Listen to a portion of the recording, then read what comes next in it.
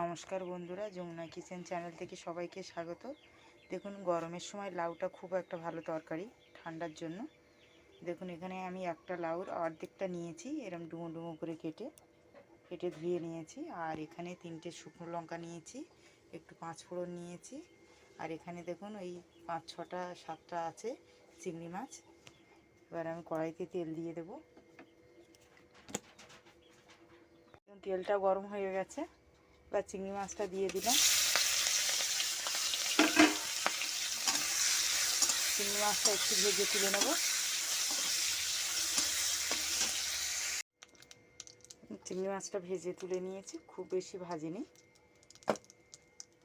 এবার আমি এখানে 3টে শুকনো লঙ্কা নিয়েছি, শুকনো লঙ্কাটা দিয়ে দিলাম। প্রথমে শুকনো লঙ্কাটা একটু ভাজা ভাজা করে নেব, নাহলে 5 ফোড়নটা বেশি পুড়ে যাবে। এবার আমি দিয়ে দেবো 5 ফোড়নটা।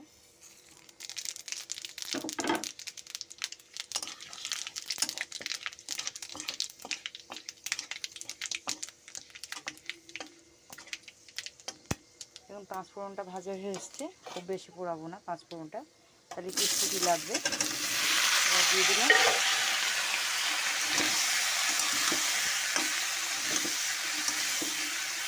পাঁচ ফোড়নে বেশি ভাজলে যে মেথিটা থাকে, তার জন্য একটু কেটে কেটে লাগে, হালকা ভাজি আমি 5 ফোড়নটা। এবার এখানে দিয়ে দেবো একটু হলুদ গুঁড়ো, হলুদ দিয়ে দিলাম।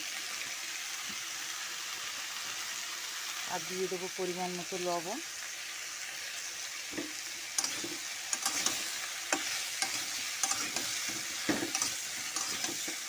এবার আমি ঢাকা দিয়ে দেবো। এবার ঢাকা নিয়েছি একটা, এবার ঢাকাটা দিয়ে দেবো। ওই 4 থেকে 5 মিনিট ঢাকা দিয়ে রাখবো, গ্যাসটা মিডিয়াম আঁচ করে।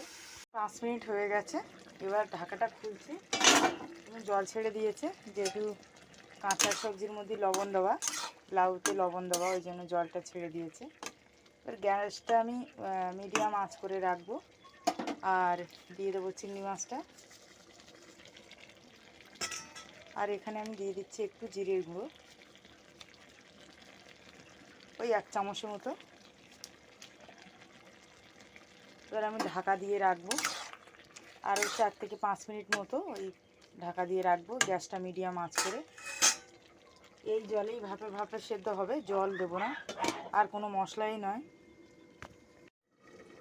দেখুন 5 মিনিট মতো হয়ে গেছে, এবার নামিয়ে নেব। দেখুন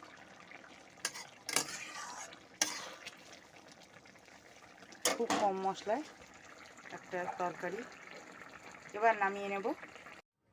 দেখুন বন্ধুরা, লাউ চিংড়ি রেডি, অনেক কম মশলায়, মানে একদমই কম মশলায় রান্না।